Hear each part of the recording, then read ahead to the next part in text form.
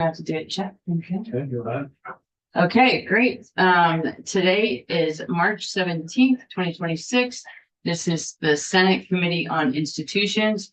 And today we are reviewing Bill S-193, which is a bill relating to establishing a forensic facility for certain criminal justice involved persons. Some Kleenex. Oh, sure. Here's some. Thank you. Some of it have colds or we're getting over colds because that's the time of year it is. So we have Ledge Council with us. We're going to hear from WellPath and we're going to hear from the Department of Mental Health and the Department of Corrections. So, do you know everybody? Let me, yes. Yeah, let's give you a bit in this committee very much. So, Wendy Harrison, I represent Wyndham District. And I'm Rob Plunkett, Bennington. Joe Major Windsor. Russ Ingles, Essex District. John Benson, Orange. So if you would please take us through the amendment that was approved by Senate Health and Welfare today. I'd be happy to. Katie Mifflin, Office of Legislative Counsel. Senator Benson's gonna have to put up with me twice so I can do this amendment today. So I will say it hasn't been approved yet by Senate Health and Welfare. The committee, I'll pull it up. The committee talked about the amendment. They made some suggested changes. I made those changes. But the committee didn't go back through the amendment after we made those changes, and Senator Lyons said, go ahead and have Senate institutions take a look at this version this afternoon. So that's kind of where things stand. This is multiple instances of amendment. The first instance of amendment is amend section 4 of Senate Judiciary's bill. That is a section that pertains specifically to the forensic facility. It contains definitions about what a forensic facility is, what a qualifying condition to get into a forensic facility is. And there is a subsection B in that section. And the proposal here is to strike the whole subsection B and put a new subsection B in. So that's what you're looking at in this first instance of amendment. And you'll notice there's some yellow highlighting. That's to show what came from Senate Health and Welfare and what portions of the language came from Senate Judiciary. So Senate Judiciary is not highlighted.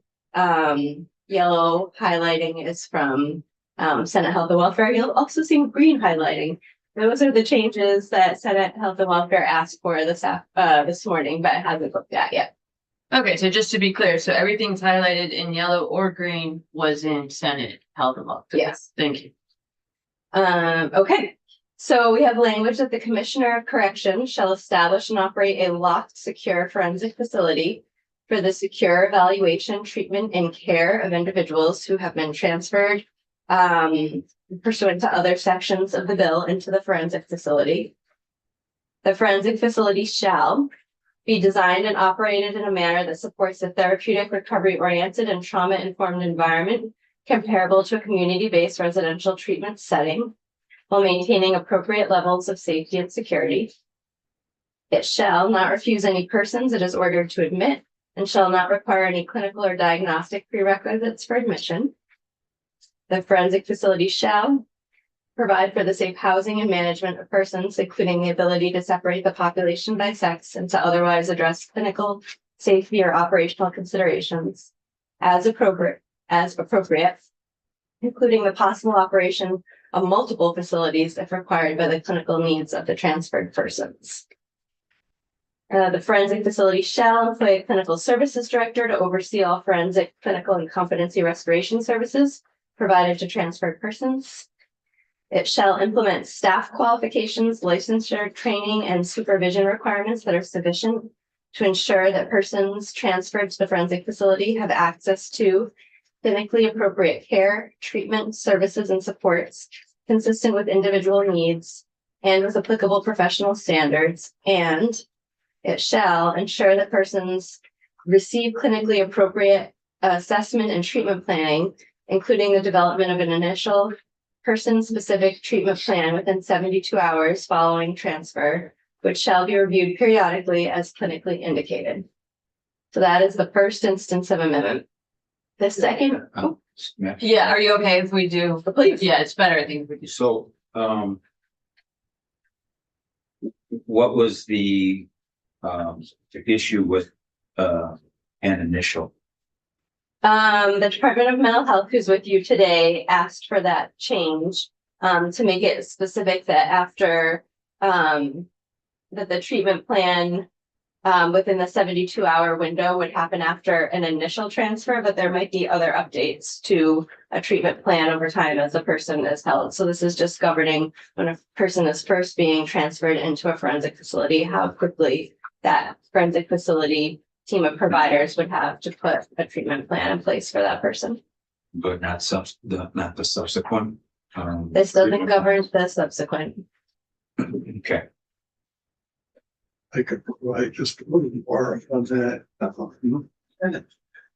And that is, we felt there ought to be a time frame for an initial plan to be put together so that somebody's just not in there for weeks on end before a plan is put together.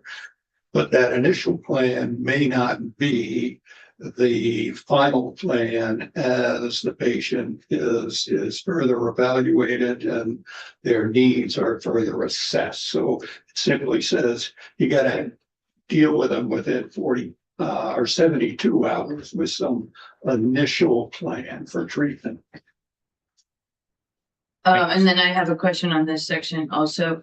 If there were going to be a 24-hour care requirement, would that be in this section? Meaning that the person would have access to clinical care providers on a 24/7 basis. Yes. Is that what you're suggesting? Yes, or something similar. That I probably would add it here. Okay. Should I be Yes. taking notes on this? You want to go ahead and do? That is something I want to discuss Okay, in this meeting. let me make a note for myself. And then, another question, there's a draft 2.1, which has language that is very similar to the language that I requested. Mhm. And I don't know if the other committee reviewed that. They did, and they asked that it be removed. Okay, so that was the, so let me just let us know. This committee know. And I have a copy of this. Does the rest of the committee have a copy of this? It's 2.1. Okay, so the first section where it says the commissioner shall operate the forensic facility in a building that is separate and apart from the correctional facility, including both a separate entryway and dedicated staff to serve persons transferred to the forensic facility. I am concerned that having folks be right currently we're saying there's a facility, but there's not really a facility. The individuals who are in the prisons are in the prisons, and there's no separate place for them. I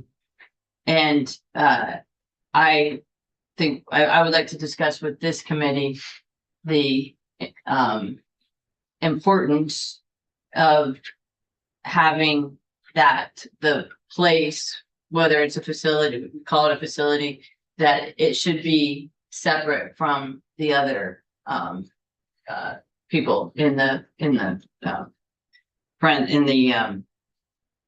prison. It doesn't necessarily need to be a separate building, in my opinion, but it should be a separate place because it's a different level of care, and it's a different group of folks. And this is something I want to talk to WellPath about today. So I just wanted to highlight that for you now. We shed a little light on some of our discussion.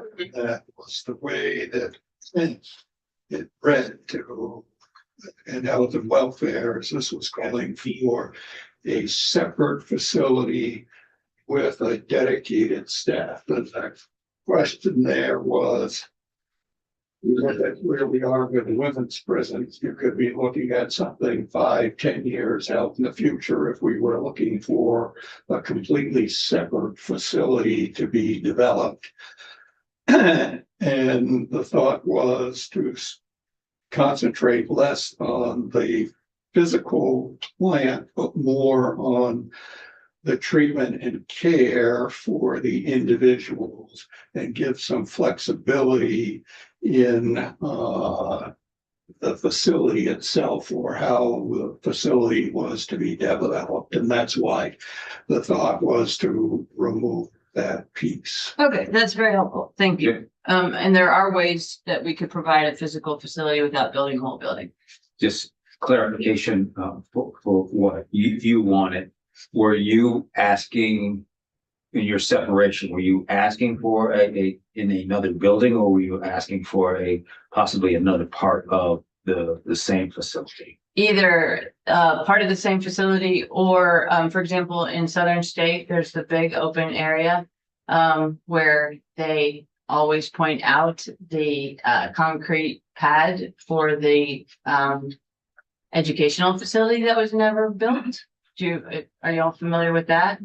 So there's a lot of space there, and there is a pad that's available. So it could be a modular building, but I think it's important to at least consider that this facility, we've been talking about this facility for years, and it's always been intended to be a separate facility.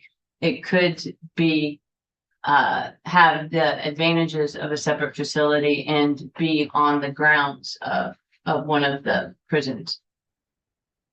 That is still my thought. As I recall, he then added something later on to give that flexibility in the bill. You did. You didn't want, the Senate Health and Welfare didn't want to lose the concept altogether. So in the rulemaking section, there's a place for any other rules that are necessary to implement the forensic facility, including the potential of having a separate unit for the forensic facility where populations are mixed. So it's broad. It is sort of optional whether the department wants to adopt rules on that topic, but that is where that issue was preserved in the draft. Okay, that's great. And that's a good segue to continuing with presentation. Sure. Okay. Second instance of amendment. This is adding a new section of the bill. It's amending the previous section of the bill, but it's happening at a later date. That's why it's in a separate section. And this is an annual report from DOC on the forensic facility. It was thought that there'd be need to be some time after the forensic facility opened to have data to report on. That's why this provision takes effect at a later date. So we have annually on or before January 15th, DOC in consultation with the Departments of Health, Mental Health, and Dale shall submit a written report to the House Committees on Corrections and Institutions, on Human Services, on Judiciary, and the Senate Committees on Institutions, on Health and Welfare, and on Judiciary, addressing the number of persons served at the forensic facility during the previous calendar year and the types of clinical services and treatment provided during the previous calendar year. So that is the annual report, and I believe that is a July 1 or January 1, I have to look, 2029 edition. Next is the third instance of amendment. This is a rulemaking provision. So in the underlying committee report from Senate Judiciary, there is a provision in section 5 about emergency rulemaking. And the date of the effective date of Senate Judiciary's committee report is July 1, 2026. Since that has passed, there's been conversations that a forensic facility would not be operational for at least a year out. And the emergency rules in that draft were meant to have something in place for July 1, 2026 opening. But because it doesn't seem that there will be a July 1, 2026 opening, and that the departments have testified that they would need more time to put a forensic facility in place, the effective date of all the forensic facility language has been bumped out. And instead of having emergency rules, this just requires a permanent rules to be put in place. This also is more specific about what would be in those permanent rules in terms of addressing clinical services. So let me ask you a question about that. So regarding the two types of rules. Mhm. So emergency rules obviously would happen quicker than Mhm. regular rules. Are regular rules more comprehensive in any other way? There's much more opportunity for public comment on permanent rules. Emergency rules, the agency just puts them in place, and then there's an LCAR process to make sure that the emergency rulemaking standard has been met and that they don't violate the legislative intent behind the request for the rules. But permanent rulemaking is a longer process. It takes, I always hear about 9 months to a year for the permanent rulemaking process to be put in place. And there is much more robust requirements around having a comprehensive public comment period before LCAR sees the rules. Great, thank you. So this requires the Commissioner of Corrections in consultation with Departments of Health, Mental Health, and Dale to adopt rules and implement the provisions of this act related to the forensic facility. Specifically, the rules shall establish clinically appropriate standards governing the provision of services at the forensic facility, including requirements related to staffing patterns and ratios, staff qualifications, licensure and training, clinical supervision, and the delivery of safe, effective, evidence-informed care. The rule shall establish standards for quality assurance and improvement, clinical oversight, documentation and reporting requirements, safety and risk management protocols, and mechanisms for monitoring compliance. And the rule shall address any other provisions necessary to ensure safe, effective, and clinically appropriate implementation of the sections pertaining to the forensic facility, including potentially requiring the provision of forensic facility services in a unit that is separate from other correctional populations. So that's where that issue was sort of held onto. Okay, so that's rulemaking. Fourth instance of amendment. This strikes out the effective date section in Senate Judiciary's committee report, and it puts in place two sections. So it puts in place an interim reporting section and a new effective date section. So first, it's our interim report. By October 1st of this year, DOC, in consultation with the 3 other departments, is to submit a written interim report to the same 6 committees we highlighted before with the annual report, containing draft rules required pursuant to Section 5 of this Act.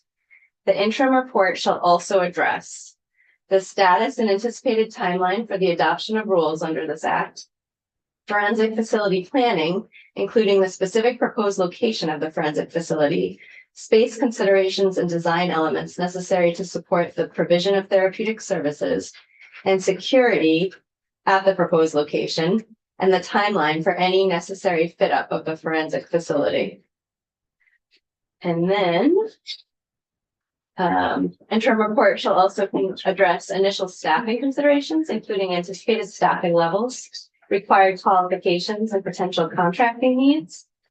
And it will address an anticipated timeline for the development of a forensic facility, including preliminary cost estimates and initial operations. So that's what's in the interim report. And then we have a new effective date section. So this section, meaning the effective date section, and section 2, which is not specifically related to the forensic facility, those 2 pieces take effect July 1, 2026. The pieces about the forensic facility itself take effect January 1, 2028. So that's an 18-month lead time. And then section 4A, which is the addition of that annual report after the forensic facility is up and running, takes effect July 1, 2029. So those are the different moving pieces on the time frame. And while I'm sitting here talking to you, I'm thinking out loud that our rulemaking section, it might be beneficial for that to take effect sooner than when the rest of the forensic facility takes effect. So I might add that in at an earlier time frame. The report section is what, section 7. I'm sorry, can you again? Section 7 had a report due on October 1st. Interim report. Oh, thank you. Yeah. So rulemaking should be earlier. And if I may, the 18-month delay, where did that come from?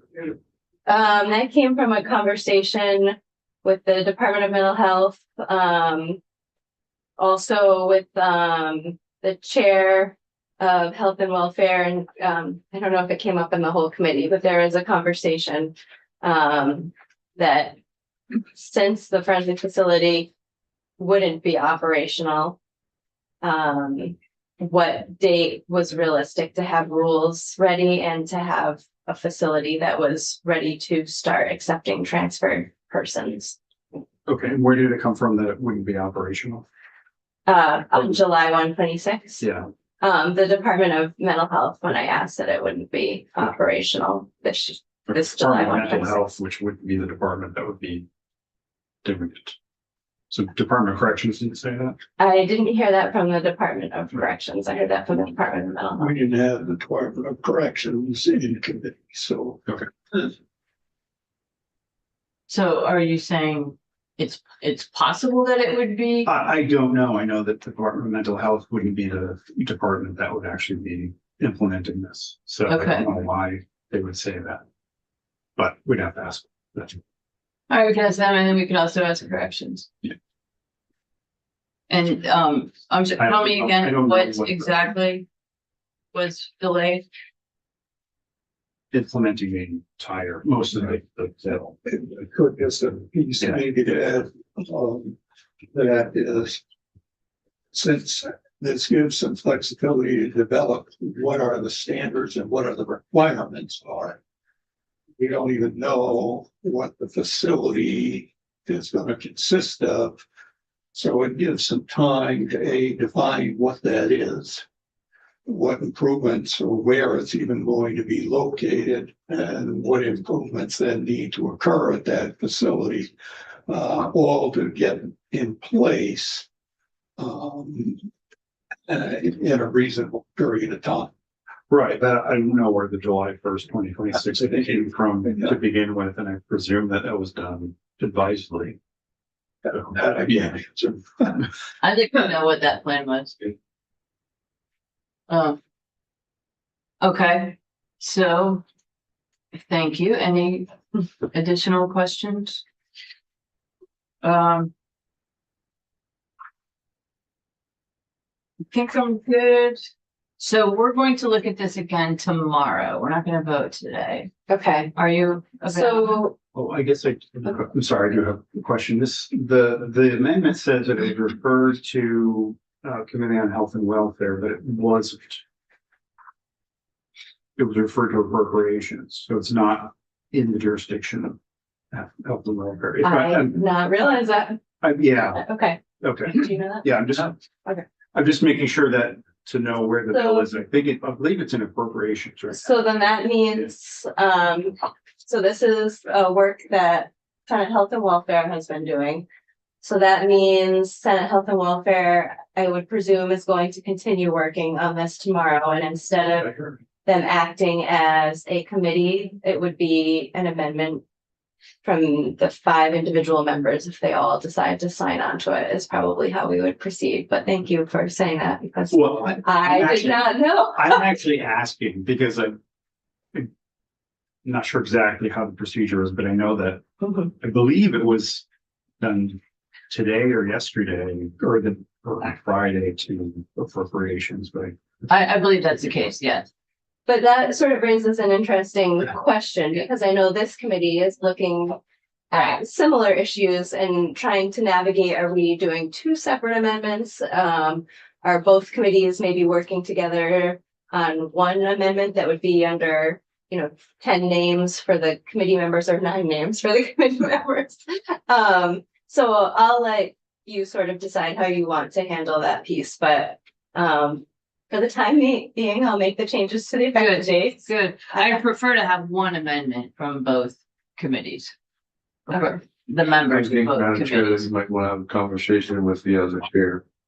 There are way too many committees involved with this. There's 3 committees involved trying to do the same thing, and I think that it might save you some time. My suggestion only of having a sit down with the chair of Health and Welfare and see if we can come to a compromise.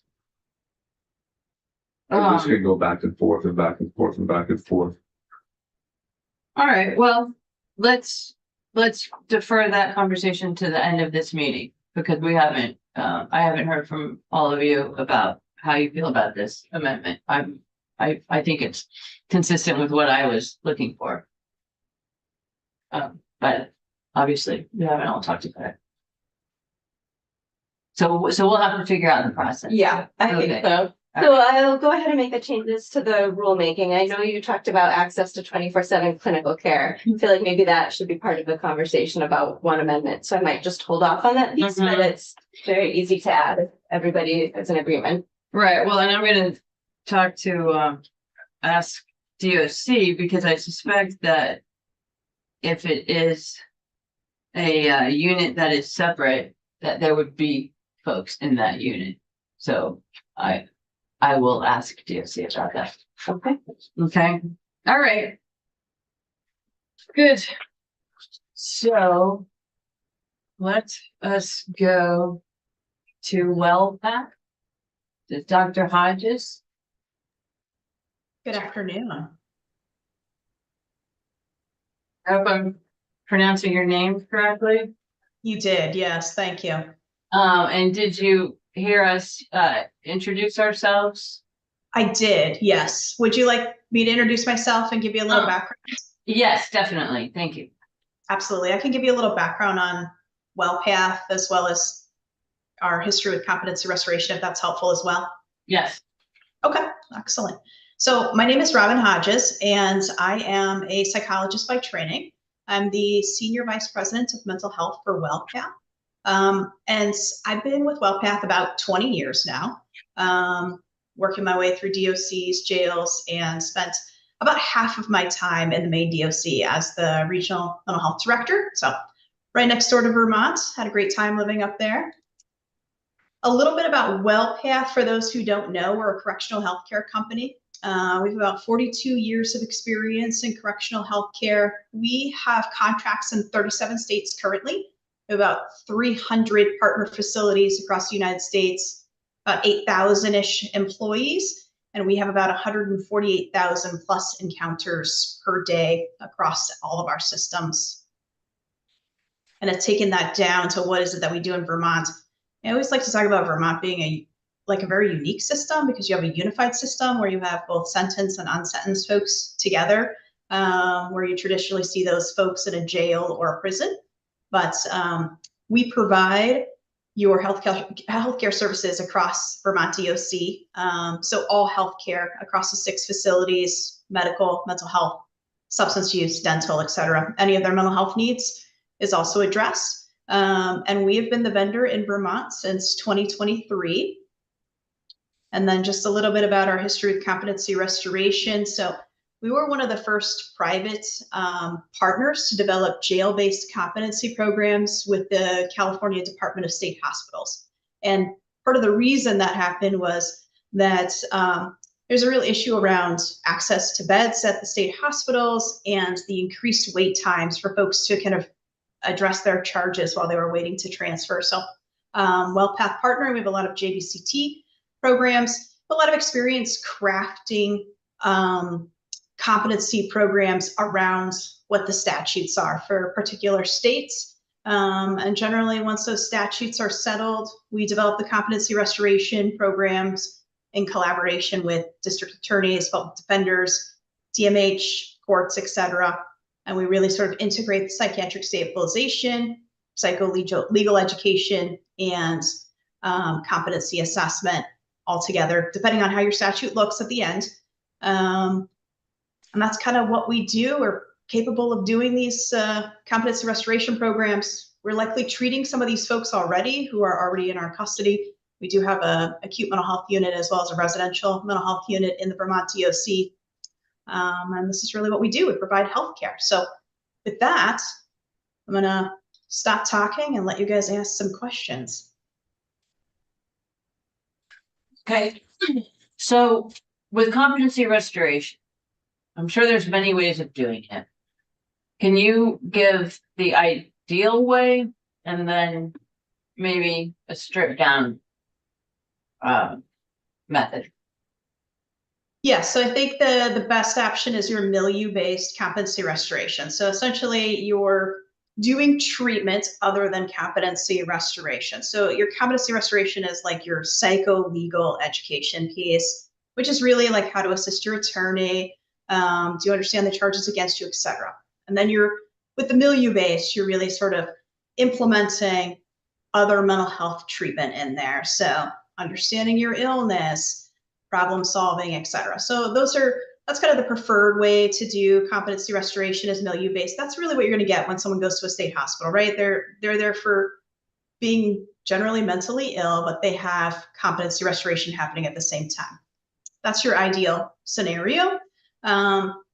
You can have programs for folks who are just, given what I've heard about what your program's going to look like and potentially having it in maybe a different building, I'd say that is really your best option. Otherwise, I don't know, you'd be having folks kind of hanging out. And it's really best to keep folks engaged, especially sort of mentally ill folks. They need time to practice skills and doing those skills in general. And so you want to keep activities going, recreational activity, kind of therapy things in place as well. So milieu-based is really what I think would be ideal.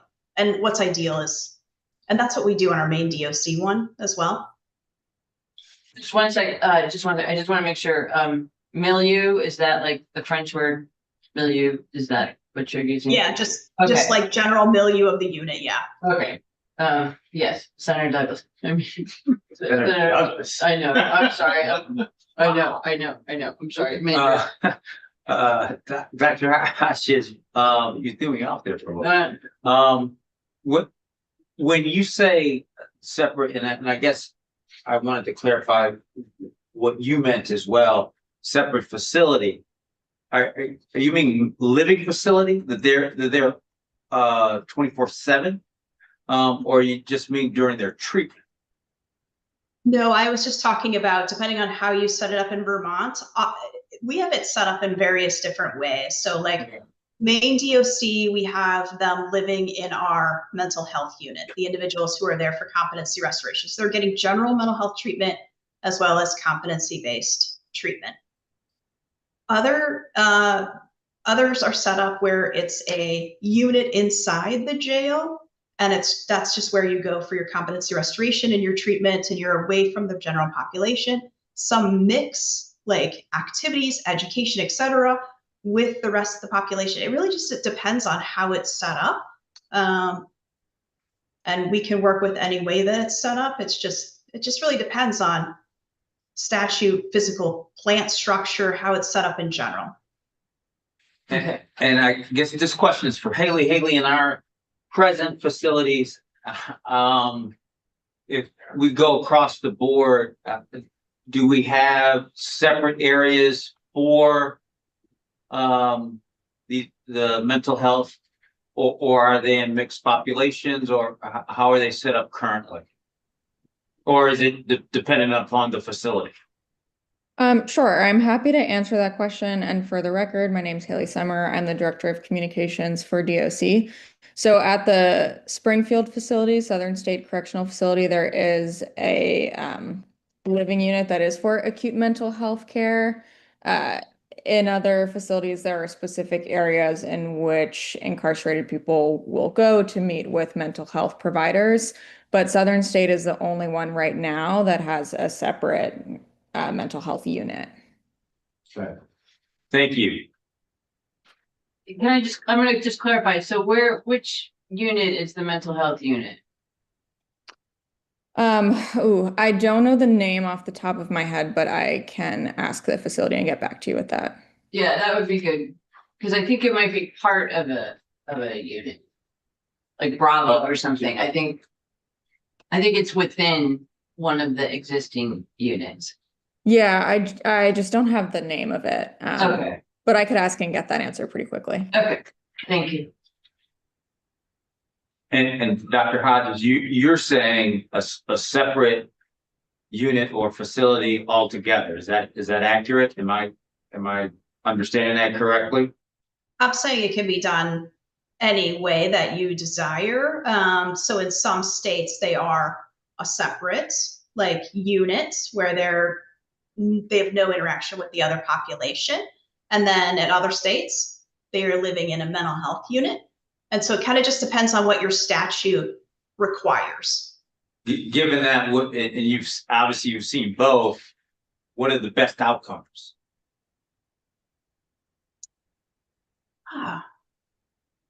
You know, I think the outcomes are similar. I would have to look to see if there is anything in particular around outcomes related to individuals who are participating in competency restoration and have interaction with the rest of the population versus separate. I don't have an answer for that. Okay, thank you. Oh, okay. I thought when you said the ideal that was a separate unit. All right. So, Dr. Hodges, can you explain how you do the restoration with folks now in Vermont? So we don't participate. Oh, because we don't have the restoration, right? We don't right. have it yet, yes. So what services do you provide for the mental health folks? So in Vermont DOC, we provide all of the mental health care. So from your crisis intervention all the way through kind of just stabilization. Like I mentioned earlier with mental health units, so we have individuals who are engaged in pretty not heavier amounts of more frequent, let me say that, more frequent contact with mental health. And then obviously when they're out in the general population, some folks just don't have any mental health needs and then they contact us via the sick call system.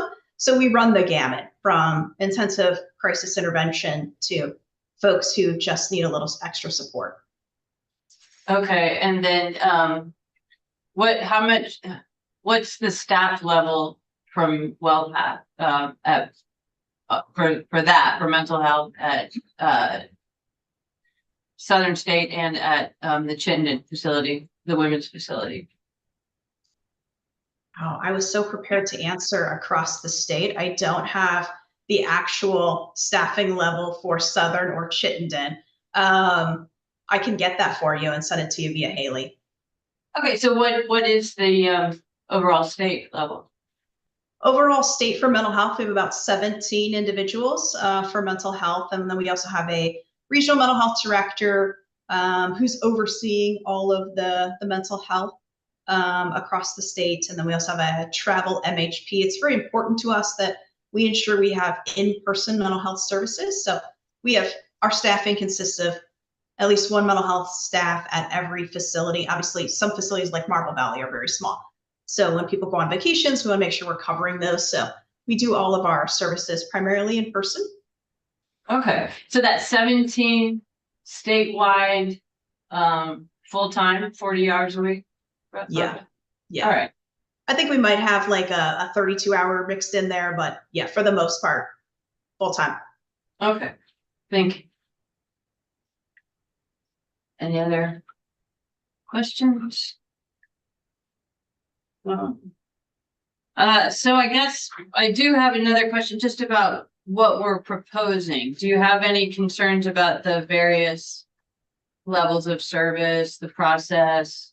Sounds like you're ready to implement various scenarios. Yeah, I mean, we have experience implementing it with various scenarios depending on how the statutes are written. So nothing I heard today about any of the changes concerned me, if that's helpful. Oh, sorry. Yeah, that is helpful. I'm doing it. All right. Okay, thank you. No problem. Okay, so next, Karen Barber, are you available? Sure. Okay. For the record, Karen Barber, Department of Mental Health General Counsel. I mostly was here just to answer questions, but I can address a few things that have come up.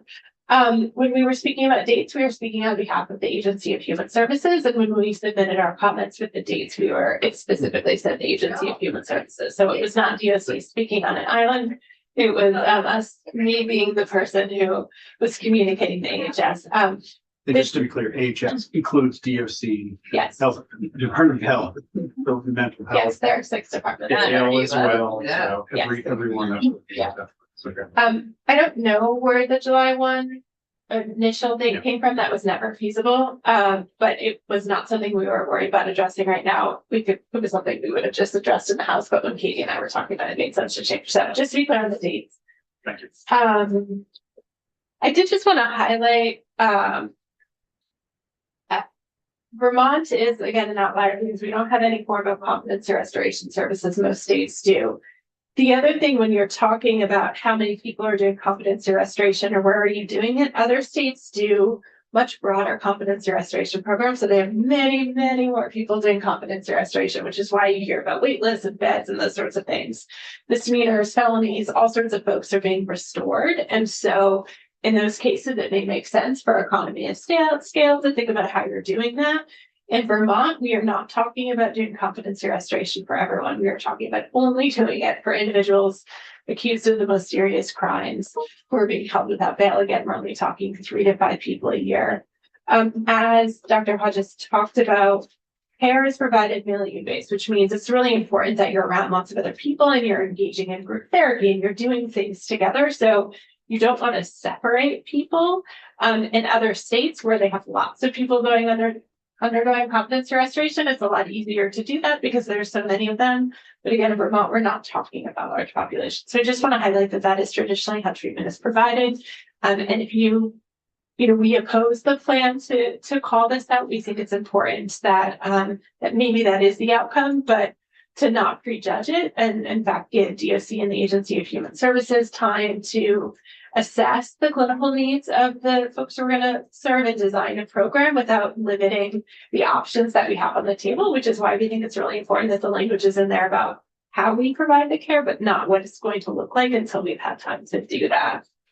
So I think those are the things I just wanted to say, and I'm happy to answer any questions. Okay, yes. You talked about being able to judge, well, what do you think the length of time that you can evaluate whether it's the type of care that you want to give? I think the way the preliminary report is that we submit a preliminary report by October 1, September 1, treatment plan. Oh, I'm sorry. You're talking about the treatment plan? Yes. Oh, I apologize. So it depends. So the reason we asked for initial was simply that generally, like in the hospital type setting, people come in and they get an initial treatment plan right away, and then could take up to a month to develop a full-blown treatment plan because you need time to get records. You have to know the person. You have to develop trust. And so the idea is that they're required to be there on an ongoing basis, but you have initial coming in, but understanding it's initial. It's not going to be comprehensive within 72 hours. And Apologies. And everybody's different. Right. So that would go into factor as well. Okay. Yeah. All right. Thank you. Yeah. Thank you very Okay, so why would we not provide services to more than just one group? I expect there are other folks in the prisons who would benefit. So we are focused on a very small gap within the system. The idea is that we would start small. Could you contemplate doing competency restoration for much broader swaths of people? Absolutely. Those are much bigger programs. So right now we're here in front of you with a pretty narrow proposal. We have in the past proposed larger competency restoration programs. They tended to they're not implemented to this day. So we are trying to be really narrow. We submitted reports, we talked about best practices. I think there's, again, we're an outlier in that we don't have any form of competency restoration. But right now we're not asking for a full-blown program. We're just asking for kind of a small, narrow subset as we try to address the most critical gaps. And certainly we do hope that the legislature would continue to think about this issue and in the future potentially expand the population. Okay, and then could you talk more about the gap? Because what I am understanding is that there are folks who are already in the prisons. You've identified 6, is what I've heard. But then there are folks outside of the prisons who would be your customers. potentially, or folks who would need the competency restoration. So can you talk more about that? Because Sure. I think we need a better sense. I need a better sense of the numbers that we're talking about. So based on kind of traditional data that we've seen, there's about 3 to 5 individuals each year that we see that are accused of committing these high-level crimes, that are facing life offenses, and that have been found incompetent. So we're talking about those individuals, and it's again only those individuals that would not be eligible for hospitalization. So there is no secure setting for them. We frankly have very few people that are found not guilty by reason of insanity.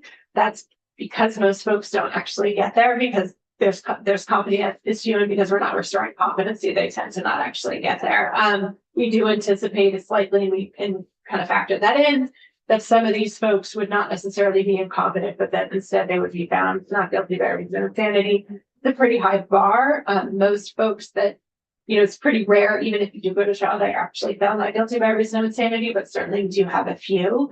There's a couple I can think of in the last few years that weren't inpatients, but also not accused of these serious crimes. So that's the gap we're talking about. So those are individuals that, again, there is no secure setting for them to be in. And we're also only talking about the subset of those that have been found by a court to be a danger to the public. So if the determination the court decides they could be treated in a less restrictive setting in the community, then they would be discharged to the community. It's really only for folks that have both clinical needs and there are real public safety concerns. But I thought some of them are being discharged to the community. I thought that was one of the reasons that we're doing this. They are. So how many are there? As we said, I don't know off the top. So we're talking about probably 3 to 5 individuals a year. How many at any one point are in the community? It varies. Right. There's probably a couple right now. I think we've seen some bad outcomes, frankly, for folks. So I can't give you exact numbers right now, but those are the numbers we're talking about. We don't have a lot of folks that are charged with those serious crimes on a yearly basis. So if we're going to have a facility, we need to have a plan for the number of people who can be in that facility. Correct. And so I think part of the planning process will be, again, helping to flesh out those numbers and thinking about what space requirements would look like. Okay, but we've been talking about this for years and we don't have a number. Because every year we've proposed the facility, it's looked different in terms of what population. This is the narrowest we've ever proposed the facility. And so again, we have run the numbers in terms of, on average, we have 3 to 5 people a year. It doesn't change sometimes, sure, but on average, that's what we're saying is 3 to 5 people a year. Okay, So so, confident in those numbers. all right, so the 3 to 5 would be the folks needing service. Yes. And they wouldn't be staying but some people are gonna stay for their whole lives. It sounded like. So we can't say that. It depends. But it's a possibility. If the court never finds that they can be treated in the less restrictive setting, then technically it's possible. Okay. It's just challenging having, because so 8 beds were what we looked at previously. That was one of the more recent ideas.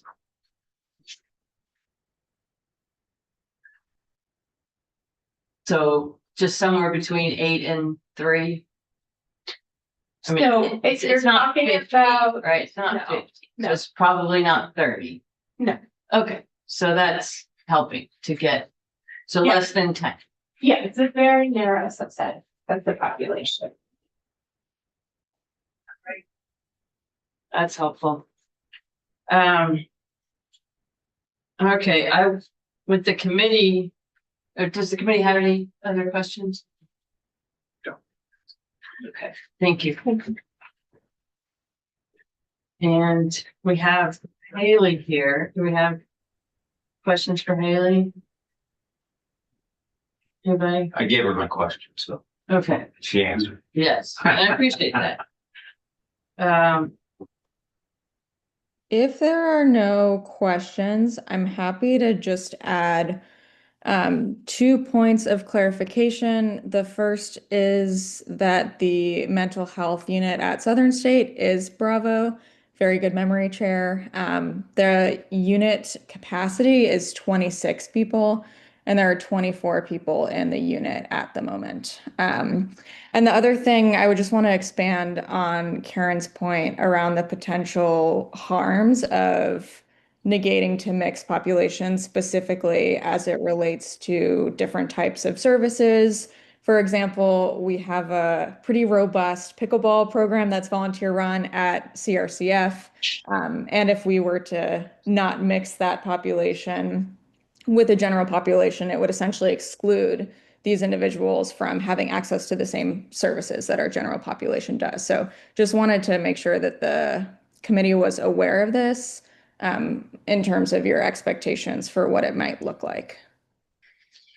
I appreciate that. I think the pickleball went south when they had to use the, they needed the room for the excess people.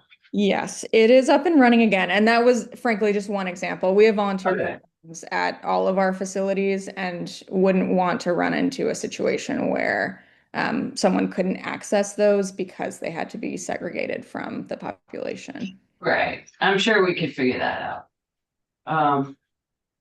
Okay, thank you. Anything else? Something that I would like to discuss is that when we looked at a forensic facility previously, there were other entities involved. And I think there's 3 entities now in this, but I think there are more. We had the representation from the corrections staff, and I just remain very concerned that we have staffing shortages and inmate populations at a very high point. The facilities are overcrowded with minimal amount of staff. And so that's a concern that I have. I think we would have time to talk about that with the information or the changes that are in the amendment. But I think there needs to be another entity that would represent what's actually happening in the facilities, in the corrections facilities. All right, so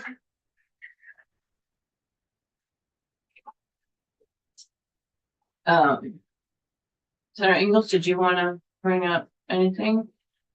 No, I am very disappointed in the timeline of what it's taken to put a forensic facility in place. I think there's just way too much haggling about what needs to happen, and nothing I have to comment on this bill is going to change that. So I will stay silent and just say express my very sincere disappointment that real people are suffering while Rome burns, and that's how I feel.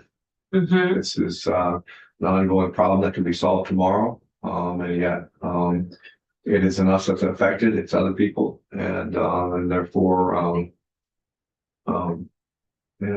it's just not the way to run a program. Okay. Yeah. All right. Anybody else? Yeah. So, well, you had suggestions about how we do the amendment. Do you want to discuss that or not? I'm good.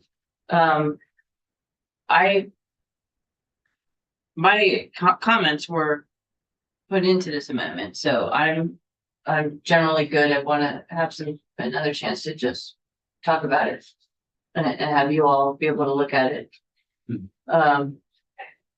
Does the committee want to do something other than this amendment? Meaning, do we agree with the amendment right now? Generally. I can't say. It basically is the way it was before is everything was gonna be in rulemaking through DOC. Now we're throwing stuff in that would have been dealt with. But I want to look at it more closely because I heard that it doesn't really matter in terms of well path, it sounds like. In terms of how they will be implementing it, that it may just be, you know, guidepost rather than something that's something that we shouldn't be doing and that we should need to the experts. But I'm looking at it for the first time now. Okay. So we should get this out tomorrow for sure. So if you have, It sounds like right now, we don't have any. So it would be whether or not we need adding a floor amendment. right, or we would agree with this amendment. Right, but this amendment isn't in the committee that has Jurisdiction, the bill. Right. So, yeah. right? Or the bill, right? Neither one of us do, but we had an arrangement with the Judiciary Committee that we would have an opportunity to comment on the bill. Yeah, and I don't know exactly how that's what it had been described as a drive. Or I'm not sure exactly how that works. Well, it's, yeah, this is how it works. I don't know if Ledge Council wants to say. Sure. What I think a potential process would be, you have language that you looked at, you talked about small tweaks to it. I will make those small tweaks. It sounded to me like Health and Welfare was going to be looking at it again tomorrow. So at this point, I'll just put it in Senator Lyons' name. And my guess is that Senator Lyons tomorrow would give her committee members a chance to sign on to the amendment. And then similarly, if the two committees are deciding to work together, then members of this committee could likewise probably decide to sign on to the same amendment. And then you'd have a package moving from both committees. Okay, thank you.